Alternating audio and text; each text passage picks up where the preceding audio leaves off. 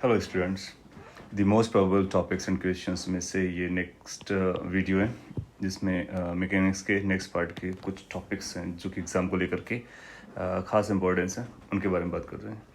सो topic number 8 है centre of mass. Mostly ये देखा जाता है कि ये क्वेश्चन सेंटर ऑफ मास पे अपने को मिलने वाला है। तो सेंटर ऑफ मास किसी बॉडी के लिए आप जानते हो कि this is a location where entire mass can be assume to be located. So basically एक कोऑर्डिनेट होता है, उस कोऑर्डिनेट को अपने को बताना होता है। कुछ स्टैंडर्ड बॉडीज़ होते हैं, उनका सेंटर ऑफ मास अपने को पता रहता है। जैसे कि अगर अपने पास सर्कुलर रिंग है तो उसका सेंटर ऑफ मास उसके ज्योमेट्रिक सेंटर पर रहेगा यहाँ पर। अगर ये यूनिफॉर्मली डिस्ट्रीब्यूटेड है, मास डिस्ट्रीब्यूशन यूनिफॉर्म है, सो यूनिफॉर्म मास डिस्ट्रीब्यूशन के लिए उसके ज्योमेट्रिक सेंटर पे सेंटर ऑफ मास लाई करता है। फिर आप कुछ स्टैंडर्ड फार्मूला याद रखते हो, they are very important. For example कुछ ऐसी बॉडीज़ होंगी जैसे कि अपने पास ये सेमी रिंग है, तो सेमी रिंग का सेंटर ऑफ मास कहाँ पर होगा? ऑफ कोर्स यू नो कि उसका जो सिमेट्रिकल एक्सेस होगी उस पर लाई करेगा। अगर ये सेंटर पॉइंट है तो आप इस पर कुछ एक्स वाई एक्सेस बनाते हो, यहाँ पर कहीं लाई करेगा। अगर इसकी रेडियस आर होती है तो ये जो डिस्टेंस आने वाली है, ये डिस्टेंस फ्रॉम दिस सेंटर, सो ये अपना होता है ट्वाइस आर बाई पाई। ये आपको याद रहता है सेमी रिंग के लिए। ये इंपॉर्टेंट इसलिए लिस्ट कर दे रहे हैं। सेमी डिस्क के लिए भी अपने को याद रखना है, semi disc in similar fashion पे सिमेट्रिकल एक्सिस पे आपको जाना होगा। एक्सिस का ख्याल रखेंगे, जो भी एक्सिस होगी उस सिमेट्रिकल एक्सिस पे लाई करेगा। सेमी डिस्क के लिए जो सेंटर ऑफ मास की लोकेशन आती है, let's call it as Y, so हम उसको वाई सी एम बोल सकते हैं। और ये 4r/3π होते हैं। सिमिलरली आप याद रखते हो कि जो हमारे पास अगर शेल है और हेमिस्फीयर है, हेमिस्फीयर दस अगेन इम्पोर्टेंट, ये स्टैंडर्ड टाइप के सॉलिड हेमिस्फीयर के लिए कितना रहता है? 3r/8 from the centre, base centre उसका जो भी बेस होगा। और हॉलो के केस में हम लोग याद रखते हैं that is r/2। Moreover triangular plate का आपको पता होता है h/3 पर होता है। कोन के लिए अगेन ये कोन के एग्जाम में आ भी चुका है। अगर अपने पास सॉलिड कोन है तो उस केस में हम लोग h/4 from the base centre से लेते हैं। Again base centre is very important. और ये हॉलो केस के लिए यू नो कि ये h/3 होता है। ये स्टैंडर्ड अपने को याद रखना होता है। बाकी अगर कभी आपको निकालना पड़ेगा तो फिर हमारे पास फार्मूला होता है कि अगर हम लोग एक्सडीएम कैलकुलेट करने जा रहे हैं तो integration x dm divide by integration dm और समेशन ऑफ एक्सडीएम और डिवाइड बाई टोटल मास होता है। इसमें आइदर ये डायरेक्ट फार्मूला पूछेगा जो कि स्टैंडर्ड टाइप के हैं, या फिर इनके कॉम्बिनेशन से बनाएंगे। तो अगर बहुत सारी बॉडीज़ कंबाइन हो रही होती है तो कंबाइंड का जो एक्सीएम आएगा वो centre of mass of centre of masses होता है। लाइक m1 बॉडी उसका x centre of mass, m2 body उसका x centre of mass divide by m1 plus m2। So bodies के सेंटर ऑफ मास का collective centre of मास निकाल सकते हैं हम लोग। दूसरा क्वेश्चन जो पूछता है जनरली वो इस बात पे पूछेगा कि लाइक कोई पोर्शन रिमूव कर दिया, रिमूवल ऑफ अ बॉडी और part from the body. Let's अपने पास ये डिस्क था और बोलेगा इस डिस्क से एक छोटा सा डिस्क आपने रिमूव कर दिया, maybe like this some sort of, and then it will be ask कि बताइए उसका कितना कहाँ पर लोकेशन आएगा centre of mass and all that. तो इसका ओरिजिनल ओ पॉइंट था और ये ओ डैश है। ये अपने को आर बताएगा और ये कैपिटल आर है। जनरली ये इस आर जो हो जाएगा वो स्मॉल r/2 बना देगा। Anyway, so what I am trying to tell you, ये बहुत इंपॉर्टेंट फॉर्मूला क्वेश्चन भी है। तो अपने को रिंग में से एक रिंग को रिमूव, डिस्क में से एक डिस्क को रिमूव करने वाला फॉर्मूला याद रखना है या क्वेश्चन याद रखना है, और सॉलिड स्फीयर में से एक सॉलिड स्फीयर को रिमूव करने वाला केस। सो हम लोग क्या करेंगे, यहाँ पर एक्सियम लगाएंगे। एक्सियम के लिए बोलेंगे क्योंकि केवल एक्स बदलेगा, वाई नहीं बदलेगा। So mass of the original x coordinate of the original minus mass of the removed x coordinate of the removed divide by m minus m dash। Generally आप इसको ओरिजिन पकड़ सकते हो, जो आपका सेंटर था इनिशियल वाला, तो ये हमारा 0 चला जाएगा और यूल फाइंड कि ये कुछ ऐसा आ जाएगा -x' divide by m dash -1। इस फॉर्मूला को याद रखना है। x डैश क्या होगा? x डैश होगा centre of mass with respect to this origin to the removed वाला part. And then you can write this mass ratio as area ratio. अगर 2 डायमेंशनल बॉडी है, 3 डायमेंशनल बॉडी है तो फिर volume का रेशियो लिख करके हम लोग उसको सॉल्व कर लेते हैं। So please remember the case when small r becomes r/2 for ring disc and solid sphere.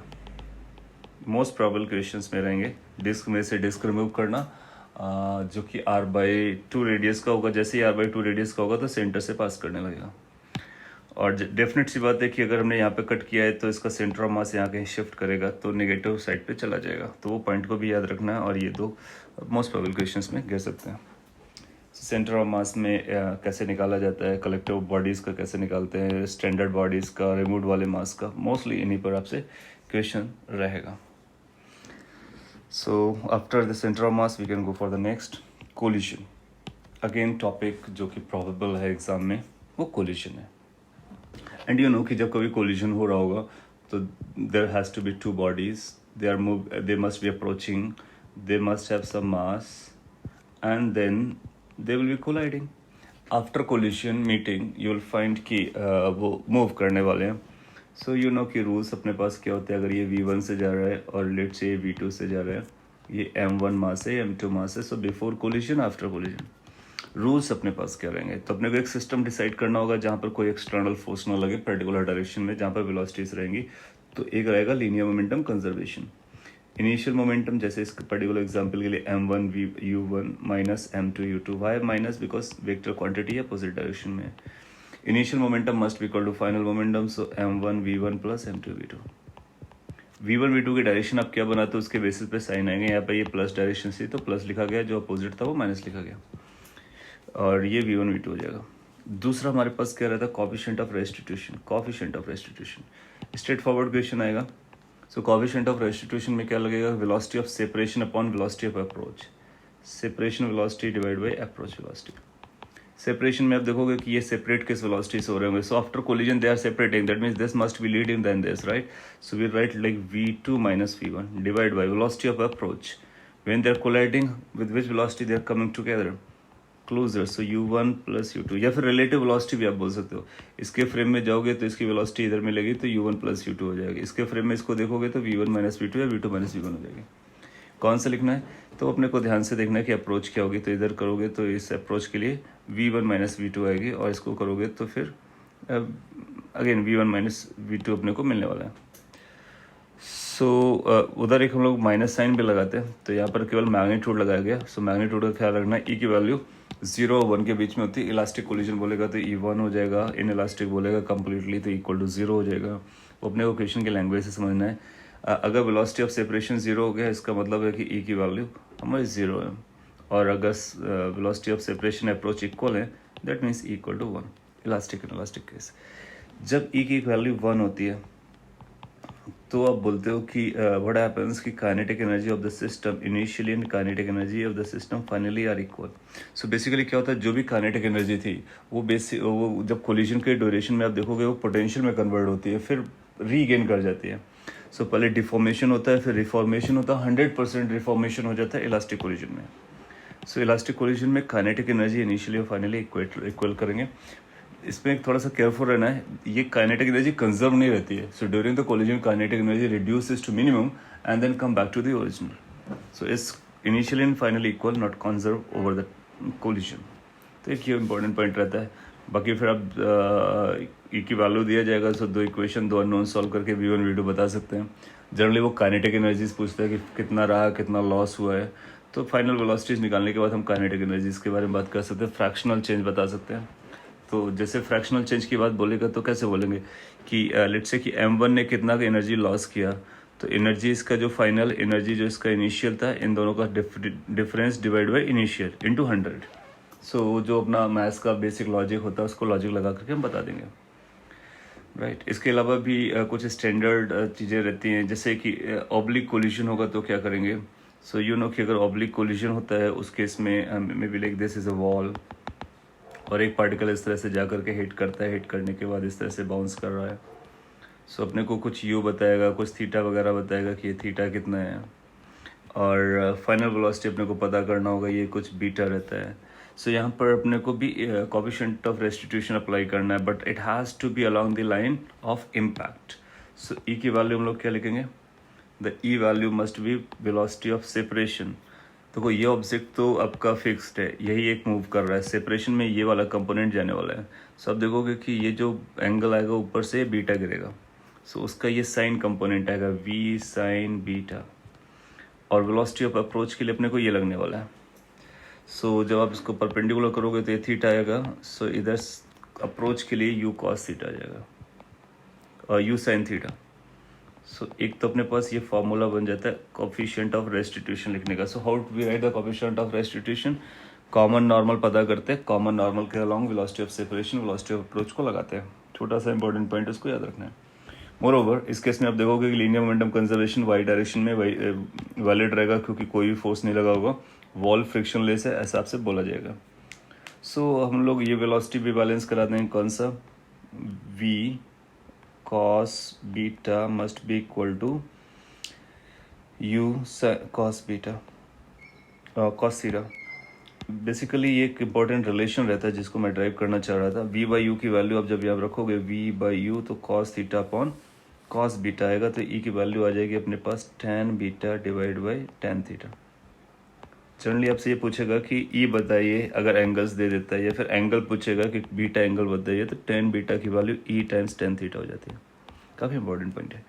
सो इस फॉर्मूले पर भी क्वेश्चन पूछा जा सकता है थीटा और ई दे करके कि किस एंगल पर जाने वाला है। आप पाओगे अगर ई की वैल्यू 1 हो जाती है, इलास्टिक कोलिजन होता है, तो थीटा और बीटा बराबर हो जाते हैं, सिमेट्रिकल केस आ जाएगा। एक बार अपने को थीटा बीटा पता चल गया तो फिर हम लोग इस वाली इक्वेशन को से रख करके यू पता है तो वी कैलकुलेट कर सकते हैं। So these two equations are quite important for answering this case which is oblique collision। और भी oblique collision के equations आ सकते हैं, तो अपने को coefficient of restitution और linear momentum conservation, यही दो concept है जिस पे पूरा गेम होने वाला है। Make sense? So और भी बहुत सारे क्वेश्चंस मिलेंगे। पर्टिकुलरली ऐसे क्वेश्चन आपसे पूछ सकता है कि लेट्स से एक प्रोजेक्टाइल है और इसको अपने यू वेलोसिटी थीटा से थ्रो किया गया, इसकी रेंज बताइए। तो आप रेंज जानते हो, एक बार कोलाइड होने के बाद बताइए, 2 बार कोलाइड होने के बाद बताइए, कई बार कोलाइड होने के बाद बताइए। तो आप जानते हो कि अगर ये वैल्यू हमारे लिए आर है, तो ये जो वैल्यू आती है वो ई आर आती है, और ये जो वैल्यू आती है ई स्क्वायर आर आती है। इसको हम लोग याद रख सकते हैं डायरेक्टली। कोफिशिएंट ऑफ रेस्टिट्यूशन पता होगा तो हम मल्टीप्लाई करते हुए चले जाएंगे। समझने के लिए कैसे बोल सकते हैं कि ये जो वेलोसिटी का कंपोनेंट था वर्टिकल, इस पे ई मल्टीप्लाई हुआ होगा, और horizontal component of velocity unchange रहता है। सो और जो आर की डेफिनेशन होती है, in case you remember properly, तो ये u x u y divide by g होता है। सो यू एक्स में कोई चेंज नहीं आया, u y vertical component e से मल्टीप्लाई हुआ, इसलिए जो नेक्स्ट रेंज होता है वो ई से मल्टीप्लाई होता हुआ चला जाता है। सिमिलरली हम लोग टाइम पीरियड के बारे में बता सकते हैं। आप जानते हो जो टाइम पीरियड होता है ना, वो उसमें लिखते हैं 2u vertical component divide by g. तो जब जैसे इसका टाइम पीरियड अपने टी लिखा, तो इसका टाइम पीरियड में आप देखोगे ई टी आ जाएगा, इसका time period E square T आ जाएगा। इस तरह से उसके टाइम पीरियड चलेंगे। और टाइम पीरियड को बोले तो टाइम ऑफ फ्लाइट है basically. So time of flight अपने इस तरह से बदलते रहते हैं। मैक्सिमम हाइट के बारे में देखोगे तो मैक्सिमम हाइट के फॉर्मूले में वर्टिकल कंपोनेंट का स्क्वायर आता है। सो ई स्क्वायर से जाएगा, दैट मीन्स ये जो हाइट आएगी वो ई स्क्वायर एच आ जाएगी। सो हम हर हाइट के बारे में बता सकते हैं, हर रेंज के बारे में बता सकते हैं, और ये कैलकुलेशन करके बता सकते हैं। तो ये भी एक इंपॉर्टेंट क्वेश्चन है जो कि प्रोबेबल है। फिर आप ऐसा बोलते हो कि प्रोजेक्टाइल, जनरली वो प्रोजेक्टाइल को लिंक करता है कि ये प्रोजेक्टाइल था, अपने यू थीटा से थ्रू किया, एंड देन ये ब्लास्ट करता है किसी लोकेशन पे जा करके। लेट्स से कि अपने किसी भी पाथ लोकेशन पे ब्लास्ट करता है, जो ये इसका ओरिजिनल पाथ होना वाला था। तो सेंटर ऑफ मास किस पाथ पे चलेगा, तो सेंटर ऑफ मास इसी पाथ पर चलता है। सेंटर ऑफ मास कहीं नहीं जाता, centre of mass will not be affected by blasting. So फिर आपसे ऐसा बोलेगा कि टॉप मोस्ट पॉइंट पे ब्लास्टिंग हुई, तो बताइए क्या है। तो अपने को क्या करना है, लीनियर मोमेंटम कंजर्वेशन करा देना है, और याद रखना कि सेंटर ऑफ मास हमारा यहीं पे लैंड करेगा करके। जैसे एक एग्जांपल की बात करें, जैसे एक पार्टिकल था, 2 पार्टिकल में डिवाइड हो गया, एक रेस्ट पर आ गया तो दूसरा इधर जा रहा होगा, एक रेस्ट पर आ गया तो दूसरा उधर जा रहा होगा, राइट। ये काफ़ी पॉपुलर क्वेश्चन है, एडवांस में भी आया, कई बार मेंस में भी आया। सो अगर एक रेस्ट पर आया तो एक का फ्यूचर ये हो गया, अगर इसका मास लेट से m था तो ये m/2 का रहा होगा और ये m/2 का रहा होगा। लेट से कि ये जो दूसरे वाले की वेलोसिटी है वो v है। सो आप देखोगे अगर जब पार्टिकल यहाँ पे लैंड करेगा और वर्टिकल कोई वेलोसिटी नहीं है, तो सेम टाइम पे लैंड करने वाले हैं, तो दूसरा पार्टिकल आपका ऐसा लैंड करेगा। और हम गारंटी से कह सकते हैं कि अगर ये m/2 के हैं तो ये डिस्टेंसेस बराबर रही होंगी और सेम टाइम पर लैंड करेंगे। तो लोकेशन कहाँ पर लैंड करने वाला है वो हम बता सकते हैं, m/2 इसलिए हमने उसको बराबर किया। अदरवाइज कोई और भी होगा तो फ्रैक्शन में m1x1 इक्वल टू m2x2 भी लगा सकते हैं। मोर ओवर ये वेलोसिटी बता सकते हैं, क्योंकि आपको पता है इनिशियली जब ये आया था तो m मास था और u cos थीटा से जा रहा था, तो क्या ये 2u cos थीटा हो जाएगी, क्योंकि m/2 को रिलेट करोगे तो इसके बराबर आ जाएगा। और ये लोकेशन हम बता सकते हैं क्योंकि ये r/2 होगा, so this is also going to be r/2। आपसे पूछ सकता है दोनों पार्टिकल कितने अपार्ट पर होंगे, तो रेंज के बराबर होंगे, और कहाँ कहाँ लोकेटेड होंगे वो सारा बता सकते हैं। Centre of mass follows the original trajectory, क्यों? क्योंकि आपने कोई एक्सटर्नल फोर्स नहीं लगाया है, तो जब तक एक्सटर्नल फोर्स नहीं लगाते हैं तब तक ये नहीं मूव कर रहा होता है। सेंटर ऑफ मास से रिलेटेड और भी क्वेश्चंस रहते हैं, जैसे एक प्लैंक था, एक बंदा था इस पे, और ये बंदा इधर चलता है तो प्लैंक कहाँ जाएगा। तो यहाँ पर भी अपना क्या फंडा है, इनिशियल सेंटर ऑफ मास का coordinate must be equal to final centre of mass का कोऑर्डिनेट। सो अपना एक रेफरेंस लेंगे, इनिशियल और फाइनल कोऑर्डिनेट्स बनाएंगे, उसके बाद सॉल्व करके अपना आंसर करते हैं। तो ये भी एग्जाम को लेकर काफ़ी इंपॉर्टेंट है। सो कोलिजन और सेंटर ऑफ मास से रिलेटेड ये दोनों टॉपिक आपस में मिक्स भी हो सकते हैं, और दोनों से अलग अलग क्वेश्चन भी आ सकता है। Next topic is 10th, again the most important topic. This is moment of inertia and we can expect one question on this. बहुत सारी स्टैंडर्ड बॉडीज़ होती हैं, ये मास डिस्ट्रीब्यूशंस होते हैं, उनका उनका मोमेंट ऑफ इनर्शिया अपने को याद रखना होता है। जैसे कि कुछ को मैं रिकॉल करा देता हूँ, मोमेंट ऑफ इनर्शिया का फॉर्मूला वगैरह तो आप जानते होगे, फिर भी मैं लिख देता हूँ। मोमेंट ऑफ इनर्शिया लिखने के लिए हम लोग क्या करते हैं, इंटीग्रेशन r² dm, इसको कैलकुलेट करते हैं, और या फिर m1x1² प्लस m2x2² जैसा कुछ करके बता रहे होते हैं। नो, अगर अपने पास एक रॉड है यूनिफॉर्म के लिए, मोस्टली आपसे यूनिफॉर्म के लिए पूछा जाएगा। नॉन यूनिफॉर्म होगा तो फिर आप यहाँ से एलिमेंट लेकर के इंटीग्रेट करके बता रहे होगे। आपके पास थ्योरम भी होती है, parallel axis theorem, perpendicular axis theorem, उसके बारे में बात करेंगे। आपको कुछ moment of inertia quickly revise करा देता हूँ। अगर ये ml है तो इसका मोमेंट ऑफ इनर्शिया अपने को मिलता है ml²/3। जो आप सेंटर ऑफ मास से जानते हो, that is going to be I is equal to, इसको ICM बोलते हैं, that is going to be ml²/12। Now अगर इस एक्सिस को थोड़ा सा बेंड कर दिया जाए ऐसा थीटा एंगल पर, या फिर इसको बेंड कर दिया जाए, तो इनके मोमेंट ऑफ इनर्शिया पे क्या फ़र्क पड़ते हैं। सो वो भी एक फार्मूला क्वाइट इंपॉर्टेंट है और पूछा जा सकता है। तो ये ml²/3 होता है इंटू sin² थीटा से मल्टीप्लाई कर देते हैं। सो sin² थीटा यहाँ भी आ जाएगा, इस केस में भी sin² थीटा आ जाएगा 12 के साथ में। जब थीटा की वैल्यू 0 होगी, दैट मीन्स दिस एक्सिस, सो वो 0 आएगा, और परपेंडिकुलर हो जाएगा तो मैक्सिमम आएगा ml²/3। सो बेंड एक्सिस के अबाउट क्या जाएगा वो आपको याद रखना होगा। बाकी इनमें हम पैरेलल एक्सिस थ्योरम लगा सकते हैं, और पैरेलल एक्सिस थ्योरम के बारे में बोलता हूँ कि जो पैरेलल एक्सिस थ्योरम होती है ना, आप जानते होगे, फिर भी इसको अप्लाई कर सकते हैं हम लोग सारी बॉडीज़ में। मतलब ये अनरिस्ट्रिक्टेड रहता है, 2D बॉडी के लिए ही नहीं, 3D 1D सब बॉडीज़ में लगा सकते हैं। और इसमें जो क्रिटिकल पॉइंट है, अगर कभी आपको नया निकालना पड़े तो इस बात पे ध्यान देने का कि ये ICM होना चाहिए। That means this must be the moment of inertia about axis which is passing through the centre of mass. Centre of मास के अलावा कोई और नहीं हो सकती है। जैसे कि एक पॉपुलर क्वेश्चन है, और आपको रिकॉल करा देते हैं कि जैसे अगर आपसे बोलता है कि आपके पास ये हेमिस्फेरिकल शेल है, and let's say you are opting for this axis, इस एक्सिस के बाद मोमेंट ऑफ इनर्शिया बताना है। तो आपको क्या करना होगा, पहले तो इसका सेंटर ऑफ मास पता करना होगा, यहाँ कहीं लाई करता है, जो कि यहाँ से r/2 डिस्टेंस पर होता है। और लेट्स से पॉइंट O है, ये CM है, तो ये CM है हमारा। सो हम लोग क्या करेंगे, यहाँ से एक एक्सिस बनाएंगे, इसका नाम देंगे ICM।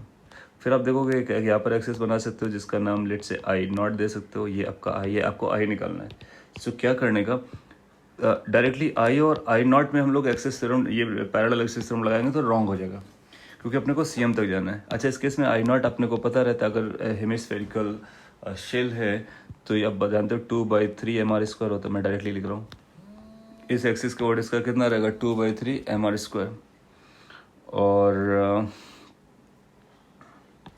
सो इसको हम लोग यूज़ करके ICM निकाल सकते हैं, और फिर ICM से इसको निकाल सकते हैं। तो पॉइंट इज कि इसके इसके बीच में आप लगाओगे तो आपको मिलेगा I0 is equal to ICM plus md², d का मतलब r/2 है, और वट एवर, तो ये हमारे लिए d हो जाएगा। तो ये भी हमारे लिए d है बेसिकली। तो ऊपर के इन दोनों के बीच में क्या लगेगा, I is equal to ICM plus md²। By the way दोनों d बराबर होने की वजह से I0 और I इक्वल हो गए। सो ये पैरेलल एक्सिस थ्योरम में बहुत केयरफुल रहना है जब कभी अप्लाई करें, कई बार वो मिस हो जाएगा, अगर वो ट्रैप करना चाहेगा तो आप ट्रैप हो सकते हो। तो यहाँ पर इसका भी मोमेंट ऑफ इनर्शिया कितना आ जाएगा, 2/3 mr²। इसका पूछेगा तो हम निकाल सकते हैं। एनीवे, दूसरा होता है perpendicular axis theorem. Perpendicular axis theorem में क्या कंस्टेंट होता है कि ये 3D के लिए नहीं अप्लाई होता है, तो not applicable for 3D bodies. जैसे कि ये बहुत पॉपुलर क्वेश्चन है, अगेन कई बार एग्जाम में आ चुका है और फिर भी इक्वली लाइकली है पूछे जाने का। सो मेंस और एडवांस दोनों में आया हुआ है। लेट्स से कि आपसे ऐसा बोलता है कि अपने पास ये सिलेंडर है, इसका मोमेंट ऑफ इनर्शिया बताइए। तो इसका मोमेंट ऑफ इनर्शिया किसके अबाउट बताना है, ये तो प्राइमरी पॉइंट हो गया। जैसे ये पॉइंट एक्सिस के अबाउट बताइए, तो आप बोलोगे इसका मोमेंट ऑफ इनर्शिया mr² हो सकता है या फिर mr²/2 हो सकता है, डिपेंड अपॉन ये सॉलिड है या फिर हॉलो है। सॉलिड हुआ तो mr²/2 हो जाएगा, डिस्क जैसा रहेगा, और हॉलो है तो फिर ये mr² रहेगा। उसने जो पूछा वो इस एक्सिस का और परपेंडिकुलर बाइसेक्टर के, तो इसको इसकी लेंथ अगर अपने को दे रखी l और इसकी रेडियस दे रखा r, तो इस एक्सिस के अबाउट बताना है। तो यहाँ पर आपको लगेगा कि ठीक है, इस एक्सिस के अबाउट बताना है तो हम परपेंडिकुलर एक्सिस ऐसा चूज़ करते हैं, एक परपेंडिकुलर स्क्रीन के बाहर चूज़ करते हैं और ये तीनों आपस में परपेंडिकुलर हो जाएंगे, तो परपेंडिकुलर एक्सिस हम लगा सकते हैं। But that's not valid, why? Because this is 3 dimensional body. So point is क्या करना है, इसके लिए फिर एलिमेंट लेकर सॉल्व करना है। तो अपने इसको दोनों के रिजल्ट आप याद रख लीजिए। अगर ये सॉलिड है तो क्या आंसर देता है, तो ये जो आई आएगा मोमेंट ऑफ इनर्शिया यहाँ से, जो कि सेंटर से जा रहा है मिड पॉइंट से, तो इसकी वैल्यू आ जाएगी, अगर ये सॉलिड है तो विल फाइंड कि ये बनेगा mr²/4 प्लस ml²/12। डायरेक्टली आपको याद रख लेना है। अगर ये हॉलो है तो फिर इसका क्या आंसर आता है, I is equal to mr²/12 2 plus this ml²/12। Basically rod को जैसा ट्रीट करने के बाद और डिस्क जैसा ट्रीट करने के बाद या रिंग जैसा ट्रीट करने के बाद इसके आंसर आ जाते हैं। सो बहुत इंपॉर्टेंट पॉइंट है कि इसका मोमेंट ऑफ इनर्शिया क्या होता है।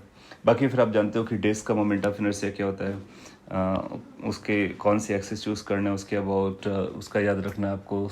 सॉलिड स्फीयर का याद रखना है, हॉलो स्फीयर्स का याद रखना है, हेमिस्फीयर करने के बाद क्या होता है, सिमेट्रिकल एक्सिस के अबाउट अगर हम उसके मास डिस्ट्रीब्यूशन को चेंज करते रहते हैं तो मतलब मोमेंट ऑफ इनर्शिया किस तरह से बिहेव कर रहा होता है।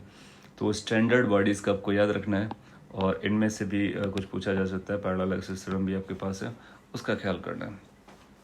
बहुत ज़्यादा डिटेल में टाइम लगेगा, सो इतने मैंने कुछ पॉइंट्स बताए, उनका ख्याल रखना है। जैसे एक और पॉइंट है जो काफ़ी पॉपुलर है और आपको ट्रैप कर सकता है। जैसे आपके पास ये डिस्क है, that's based on this idea कि थीटा से बेंड कर देते हैं। तो अगर ये डिस्क है आपके पास और इसका मास और रेडियस दिया गया है, कोई आपसे बोलता है कि ऐसा बोलेगा कि इस एक्सिस का मोमेंट ऑफ इनर्शिया बताओ, तो बोलेंगे इस एक्सिस का होगा mr²/4। सेंटर एक्सिस से कितना होता है mr²/2। फिर बोलेगा अगर इसको हमने थीटा एंगल से बेंड कर दिया, थीटा एंगल से, तो कितना मोमेंट ऑफ इनर्शिया आएगा। तो आप देखो कि ये डायमीटर है, ये भी डायमीटर है, तो इसका भी मोमेंट ऑफ इनर्शिया सेम गिरेगा। It's not like sine square theta से मल्टीप्लाई होगा। Okay, so that need to be kept in mind.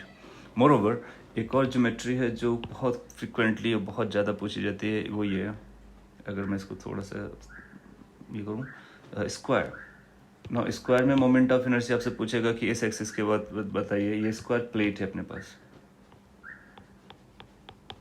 ना, इस स्क्वायर प्लेट का जो मोमेंट ऑफ इनर्शिया होता है इस एक्सिस के अबाउट बताएं, तो वे रॉड जैसा निकाल के बताते हैं। इस एक्सिस के अबाउट बताएं, लेट्स इसकी डायमेंशन l है, तो ये बोलेंगे ml²/12। ये कितना हो जाएगा, ml²/12। फिर बोलेगा कि इस एक्सिस के अबाउट बताइए, तो हम बोलेंगे ये भी ml²/12 हो जाएगी। फिर आपसे बोलेगा कोई थीटा चूज़ कर लीजिए, सो कोई भी थीटा आप क्यों नहीं चूज़ करते, ml²/12 हो गए। सो सारे मोमेंट ऑफ इनर्शियाज बराबर होते हैं उन एक्सिस के अबाउट जो सेंटर से पास करती है और स्क्वायर के प्लेन में ही रहती है। बहुत इंपॉर्टेंट पॉइंट है और बहुत लाइकली क्वेश्चन है कि एग्जाम में पूछा जाए। सो स्क्वायर के प्लेन में पास होने वाला कोई भी एक्सिस आप चूज़ कर लो, कोई भी एक्सिस, और अगर वो सेंटर से पास कर रहा है तो फिर उसका मोमेंट ऑफ इनर्शिया क्या हो जाएगा, ml²/12। हाँ, अगर ऐसा बोलता कि यहाँ से पास होने वाले एक्सिस के वर्ड बताओ, तो हम लोग क्या करेंगे, जो भी दिया गया उसके पैरेलल यहाँ पे एक लाइन है एक्सिस एग्जिस्ट कर रही होगी, पैरेलल एक्सिस थ्योरम लगा देंगे, अपना आंसर आ जाएगा। या फिर यहाँ से एक्सिस पूछेगा तो उसके पैरेलल ले जाकर के हम बता सकते हैं। सो ये स्क्वायर के लिए, रेक्टेंगल के लिए नहीं, रेक्टेंगल के लिए फिर अपने को अलग से देखना पड़ता है। ये सिमेट्री की वजह से एक ये इम्पोर्टेंट कैटेगरी में ये भी है और ये सारे थे। मोस्ट लाइकली इनमें से रिपीट होने वाला है। या फिर क्या करेगा, बहुत सारी बॉडीज को कंबाइन करेगा और पूछेगा आप बताइए मोमेंट ऑफ इनर्शिया आ गया, तो parallel axis theorem, perpendicular axis theorem से हम उस एक्सिस के अबाउट निकालेंगे जो आपसे पूछा जाएगा। After this 10th, next point, rolling motion. Rolling motion, rotation in general आपसे पूछा जा सकता है, तो रोटेशन में रोलिंग स्पेशल काइंड ऑफ कहानी है। तो कोई बॉडी दिया जाएगा तो उसका हम tau is equal to I alpha से सॉल्व करेंगे, जहाँ पर आई मोमेंट ऑफ इनर्शिया होगा, टाउ टॉर्क होगा। टॉर्क कैसे कैलकुलेट करते हैं, देन यू नो कि टॉर्क निकालने के लिए हम लोग आर क्रॉस एफ करते हैं और ये वेक्टर है, इसको वेक्टर जैसा ऐड कर रहे होते हैं। ये रोटेशनल एक्शन ऑफ फोर्स है, टर्निंग एक्शन ऑफ फोर्स है। अल्फा एंगुलर एक्सेलरेशन है, जो टाउ की डायरेक्शन होगी वही अल्फा की डायरेक्शन होगी, just like F equal to M A. Now rolling एक पर्टिकुलर केस है जिसमें बॉडी ट्रांसलेट और रोटेट दोनों कर रही होती है और इस तरह से कर रही होती है जो कॉन्टेक्ट पॉइंट है ना, उस कॉन्टेक्ट पॉइंट पर कोई भी रिलेटिव मोशन नहीं हो रहा होता है। So contact point is not moving और relatively moving, that's important point. So अगर उसको नट हम लोग समझना चाहें तो ऐसा समझ सकते हैं कि लेट से अगर आपके पास ये बॉडी है और ये किसी v वेलोसिटी से जा रही है, v नॉट वेलोसिटी से जा रही है, और ये जो डिस्क है और स्फीयर है, कोई भी रोलिंग ऑब्जेक्ट है, ये v से जा रहा है और लेट से ऐसा ओमेगा से रोटेट कर रहा है, इसकी रेडियस r दी गई है। सो इसको हम रोलिंग कब कहेंगे, ध्यान से समझना अपने को। एक पॉइंट इस बॉडी पे चूज करते हैं, एक पॉइंट इस बॉडी पे चूज करते हैं, that's basic. So you look at the points which are in contacts और उन कॉन्टेक्ट पॉइंट्स की वेलोसिटी निकालो और बोलो रिलेटिव वेलोसिटी 0 होना चाहिए। So rolling motion is a motion in which v1 becomes equal to v2। So 1 point की velocity 2 point की velocity must be identical, velocity must be identical, not only magnitude but also direction. ना किसी भी rotating body में हम लोग जानते हैं, या ये जनरल मोशन परफॉर्म करने वाली बॉडी में हम उसके हर एक पॉइंट की वेलोसिटी निकाल लेते हैं। किसी पॉइंट की जो वेलोसिटी आती है उसमें रोटेशनल और ट्रांसलेशन दोनों का कॉम्बिनेशन गिरता है, वो भी अपने आप में एक खास पॉइंट है, उस पर भी इक्वेशन बनेगा। सो अपने को क्या करना, v1 पॉइंट की वेलोसिटी निकालनी है, v2 पॉइंट की वेलोसिटी निकालनी है। अच्छा v1 पॉइंट की वेलोसिटी क्या है, तो अगर v2 इधर जा रहा है तो v1 की हमको इसी साइड लिखना है। आप देखोगे कि इसका वेलोसिटी एक v आएगा इसकी वजह से, और आर ओमेगा ऐसा जाएगा तो आर ओमेगा बैकवर्ड आएगा। So total velocity of 1 point can be written in the forward direction as v minus r omega, in the reverse direction as r omega minus v। तो हम लोग लिखेंगे forward direction में v minus r omega. This must be equal to the velocity of second point, जो कि दूसरा point है, जो कि v नॉट से जा रहा है, v नॉट। सपोज करो ये ग्राउंड होता तो v नॉट हमारा 0 होता है, तो हम यहाँ आंसर लगाते हैं 0, तो v is equal to are omega हो जाता है। सो ये रोलिंग कंडीशन है। सो अपने को रोलिंग कंडीशन लिखना आना चाहिए।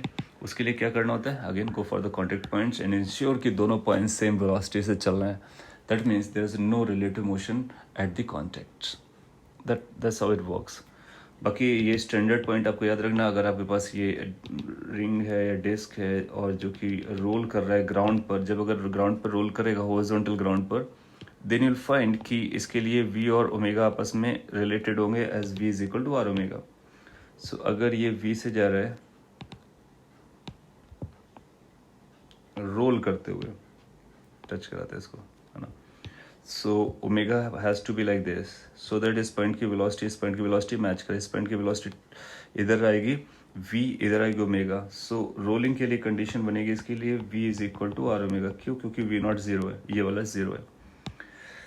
सो अगर v equal to are omega है तो इसका मतलब है कि ये जो 1 पॉइंट है इसकी वेलोसिटी कितनी हो जाएगी, v1 1 पॉइंट की वेलोसिटी 0 हो जाएगी।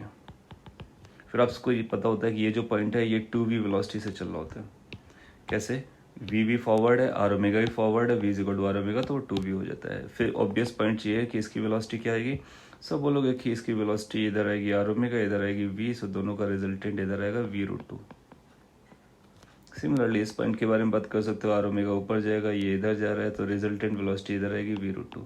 तो इस तरह से हम कई सारे पॉइंट, इनफैक्ट हर एक पॉइंट की वेलोसिटी बता देते हैं। तो आइडिया क्या है, rotational velocity plus translational velocity का वेक्टर सम करना होता है। इस पर भी इक्वेशन रहेंगे।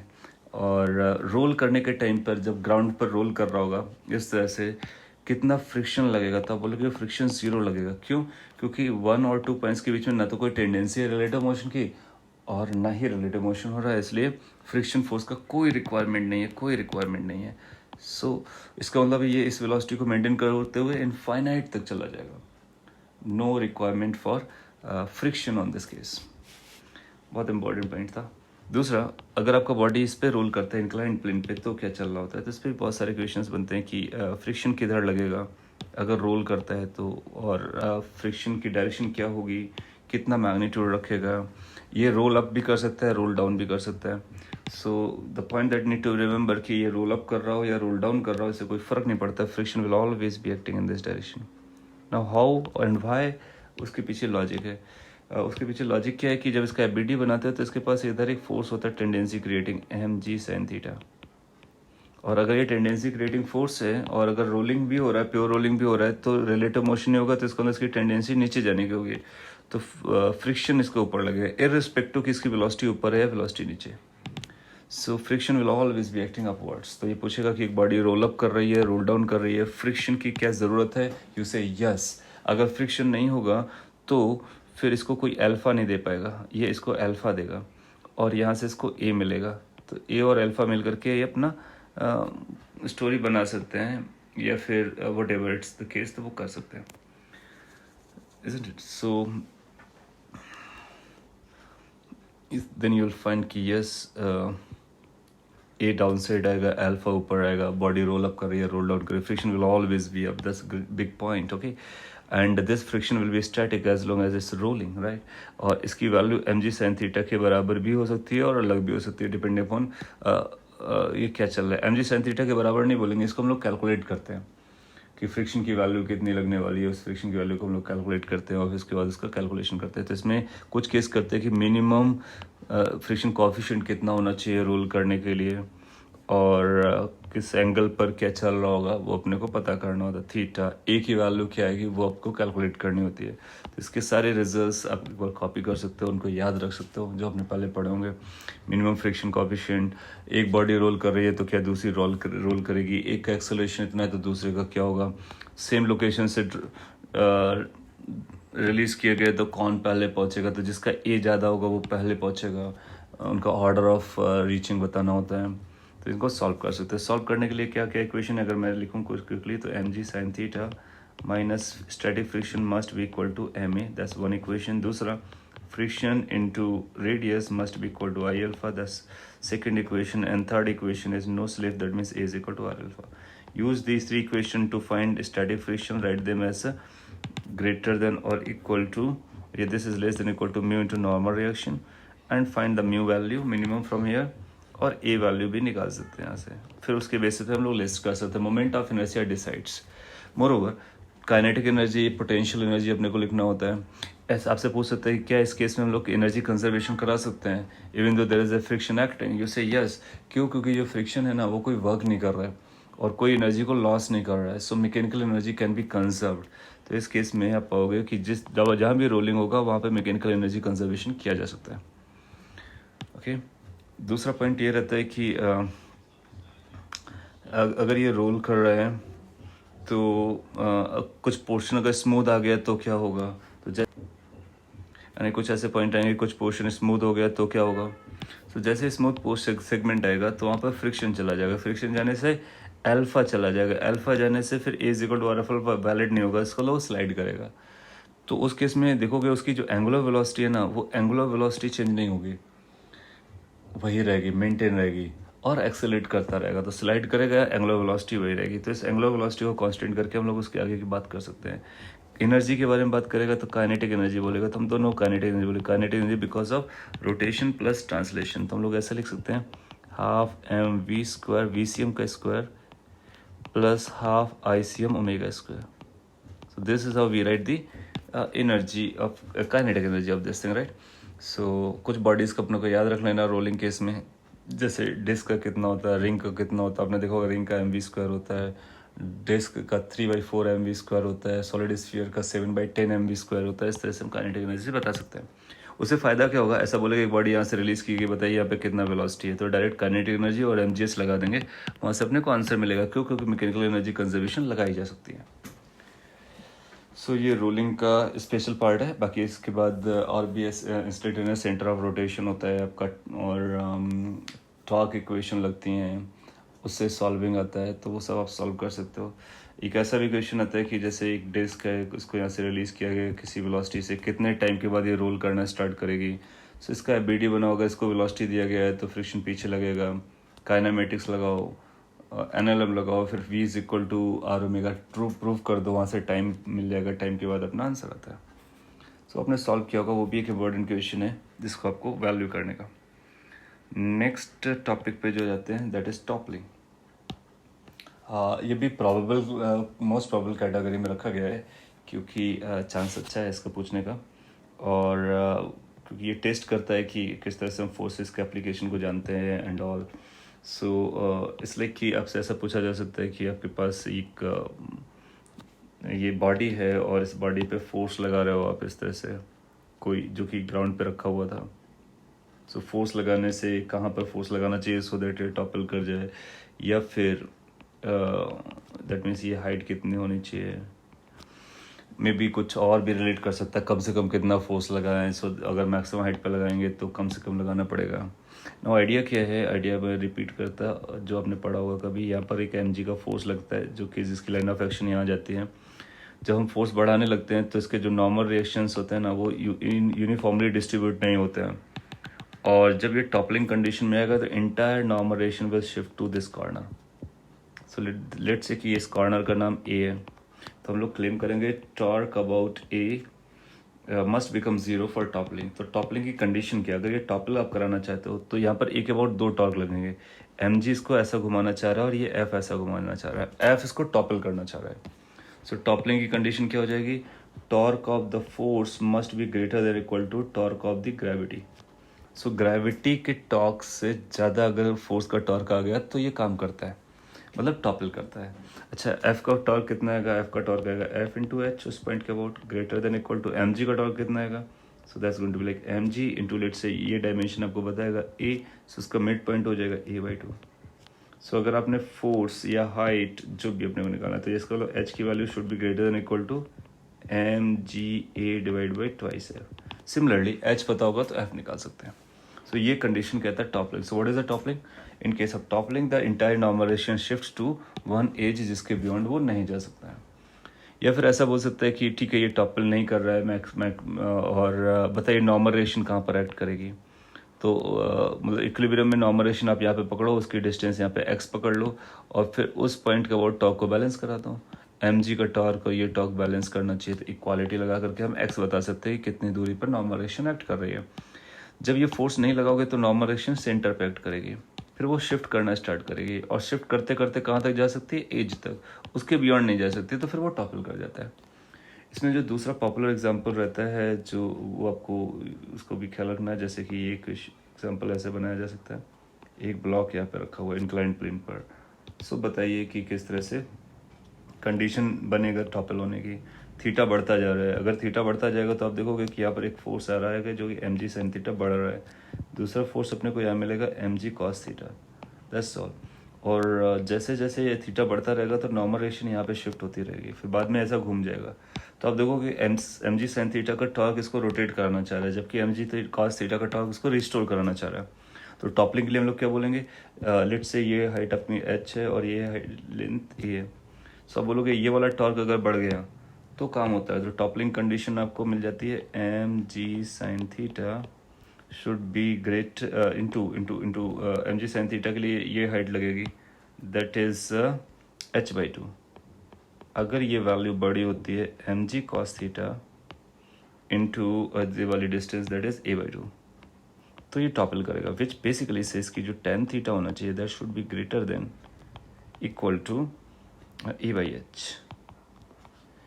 काइंड ऑफ स्टैंडर्ड फॉर्मूला है कि किस what should be the minimum angle जहाँ तक इसको ले जाने के बाद ये टॉपल कर जाएगा। सो a/h that means this side divide by this side. आपको पता है स्लाइड करने वाला tan theta critical angle mu होता है, तो फिर कई बार ऐसा बोलता है कि पहले स्लाइड करेगा या फिर पहले टॉपल करेगा। तो हमको स्लाइड करने के लिए क्या रूल होता है, स्लाइड करने के लिए हमारे पास रूल होता है कि ten critical angle is mu, theta की वैल्यू क्रिटिकल एंगल से बड़ी होनी चाहिए, इसका क्रिटिकल एंगल ये हो गया। तो अगर थीटा इससे बड़ा है तो फिर टॉपल करेगा, थीटा इससे बड़ा है तो फिर स्लाइड करेगा, फिर देख करके बता सकते हैं कि पहले कौन करेगा, राइट। सो टॉपलिंग और स्लाइडिंग एक साथ पूछा जा सकता है। आइडिया प्रोवाइड किया मैंने, और दो इम्पॉर्टेंट टाइप के क्वेश्चंस में इनको यूज़ कर सकते हैं। और भी बहुत सारे क्वेश्चंस आएंगे जहाँ पे टॉपलिंग का दिखाएगा, तो इस तरह से हम बोल सकते हैं। जैसे कार जा रहा होता है टर्निंग ऑफ रोड पर, वो टॉपल कर जाता है, तो नॉर्मल रेशन आउटसाइड वाले व्यूज़ पे चला जाएगा, इन साइड पे नहीं लगेगा। इसके बाद नेक्स्ट टॉपिक है earth gravity. Earth gravity, you know कि अर्थ को हम लोग सॉलिड स्फीयर जैसे ट्रीट करते हैं, और उसके जो सरफेस पे ग्रेविटी होती है उसका एक फार्मूला होता है Gm/r², जिसकी वैल्यू 9.8 और 10 के आसपास ले रहे होते हैं हम लोग। आप जानते हो कि इनसाइड जाने पे क्या होता है, तो अगर किसी के हम लोग इनसाइड जाते हैं, लिट से यहाँ से डी डिस्क पे गए, ये 1 पॉइंट है, या फिर हम इससे किसी एच हाइट पे जाते हैं, अब 2 पॉइंट है, तो दोनों पे ग्रेविटी किस तरह से जा रही होती है, ये एग्जाम को लेकर के इम्पोर्टेंट है। 1 पॉइंट पे जो ग्रेविटी आती है that is original gravity 1 - d/r, ये अपने को याद रखना है। डायरेक्टली अपने को आंसर देगा। परसेंटेज चेंज वगैरह बोलेगा तो यहाँ से परसेंटेज चेंज बता सकते हैं, तो G1 - G/G अगर आप करोगे तो दैट विल बी -d/r। इसको 100 से मल्टीप्लाई कर दो तो आपको डायरेक्टली परसेंटेज मिलेगा। माइनस बोलता है डिक्रीज करता है, तो हम जब इनसाइड जाते हैं सेंटर की तरफ तो डिक्रीज कर रहा होता है, और फ्रैक्शन चेंज क्या होता है, d/r के बराबर होता है। सो परसेंटेज के लिए सिंपली आपको 100 से मल्टीप्लाई कर देना है। So gravitational change is decreasing and the rate is this for inside. Centre पे जाने के बाद 0 हो जाता है, 100% डिक्रीज हो जाएगा। सो 2 पॉइंट अपसाइड जाने पे क्या होता है, तो अपसाइड जाने का फॉर्मूला होता है G1 + h/r का स्क्वायर, ये आप जानते हो। नो, इसमें भी कई बार क्या होता है, h बहुत छोटा दे देता है, तो इसको अप्रोक्सीमेट हम लोग कर लेते हैं G1 - 2h/r। इसका भी परसेंटेज चेंज निकालोगे तो आपको मिलेगा कि G2 - G/G × 100, this must be equal to -2h/r × 100। तो ये भी डिक्रीज होता है और इस रेट से डिक्रीज होता है। h आपको जैसे ही बताएगा वैसे अपना आंसर दे देने का। सो ये दोनों पॉइंट्स अर्थ की ग्रेविटी को लेकर के हैं कि अर्थ की ग्रेविटी किस तरह से वेरी करती है when you go inside outside. On the surface you know कि पोल्स पे ज़्यादा होती है, 9.8 जो पोल्स पे थे, क्योंकि ये बल्ज आउट होता है, तो यहाँ पे r बढ़ जाने की वजह से g कम होता है। मोर ओवर अर्थ का रोटेशन भी इन्फ्लुएंस करता है। रोटेशन बोलता है G' = G r - r ω² cos² theta, जहाँ पर थीटा उसका लैटिट्यूड है। सो अगर हम थीटा इक्वेटर पर हैं तो थीटा 0 हो जाएगा, तो उस केस में ग्रेविटी सबसे कम आती है, G - r ω² आती है। जब हम पोज पे जाते हैं थीटा 90 हो जाता है, तो ग्रेविटी G के इक्वल होती है, जहाँ G 9.8 के बराबर है। सो अर्थ के इक्वेटर से हम पोज की तरफ जाते हैं तो ग्रेविटी बढ़ती है, including all the factors. There are 4 factors like gravity के वेरिएशन के लिए, एक डेप्थ में जाने के लिए, एक हाइट पे जाने के लिए, एक रोटेशन की वजह से, और एक बॉडी के साइज की वजह से, शेप की वजह से। ओके, सो ये ग्रेविटी के स्टैंडर्ड फार्मूलाज हैं केसेस है वेरिएशन के, उनमें से इक्वेशन एक्सपेक्ट किया जा सकता है। ग्रेविटेशन में जो इक्वेशन शॉर्ट रहेगा वो सैटेलाइट मोशन का रहेगा। Satellite motion no, satellite motion में केपलर्स के लॉज हैं, तो वो तो आप जानते हो केपलर्स के लॉज। हालांकि वो प्लैनेटरी मोशन की बात हो रही है, बट यस उनको अप्लाई किया जा सकता है। पहला एलिप्टिकल पाथ, दूसरा होता है पहला जो इलेक्ट्रिकल है वो बेसिकली बताता है कि सन को उसके फोसी पे लाई करना होता है। दूसरा एंगुलर मोमेंटम कंजर्वेशन का है, एरियल वेलोसिटी कांस्टेंट रहती है angular momentum conservation basically. Third T² is proportional to AQ। ये केपलर्स का लॉज है। हालांकि हम लोग सैटेलाइट की बात करते हैं, सैटेलाइट में प्लैनेट के अराउंड सैटेलाइट्स मूव कर रहे होते हैं। सो लेट्स से कि ये सैटेलाइट का ऑर्बिट है और एक प्लैनेट यहाँ पर है, let's say that's earth for us and the satellite which is moving. Now mass of the satellite does not matter for various things, mass of the planet और radius of the planet does matter. So let's say ये जो distance है वो r है, और then you'll find कि orbital velocity क्या होती है -Gm/r। सो इस बात से इंडिपेंडेंट है कि सैटेलाइट का मास कितना है, ऑर्बिटल वेलोसिटी। सो टाइम पीरियड आप निकाल लेते हो, टाइम पीरियड कितना था 2πr / v0। जब आप सिंप्लीफाई करोगे so it will becomes 2πr raised to power 3/2 / √Gm। So basically इसको बॉइल डाउन कर सकते हैं, T² = 4π² / Gm। ये एग्जैक्टली उसी तरह से आ रहा है जो केपलर्स का थर्ड लॉ है, × r³ तो इस पर क्वेश्चंस जनरली बनाता है कि what is happening, like r के बदलने से क्या हो रहा होता है और टी टाइम पीरियड कैसे जा रहा होता है। टी को टू पाई बाई ओमेगा से भी रिलेट कर सकते हैं, फ्रीक्वेंसी इसका रिवर्स आता है। सो ये फार्मूला पर क्वेश्चन ज़रूर बनता है, तो वो आपको देखने का। मोरोवर आपसे ये पूछा जा सकता है कि इनकी काइनेटिक एनर्जी कितनी है। काइनेटिक एनर्जी बताइए। सो वी से कि हाफ एम वी स्क्वायर, जैसे हम लोग हाफ एम वी स्क्वायर करते हैं तो ये बनता है G M divide by twice r. That's kinetic energy they have. How much the potential energy they have, that's negative minus m divided by r.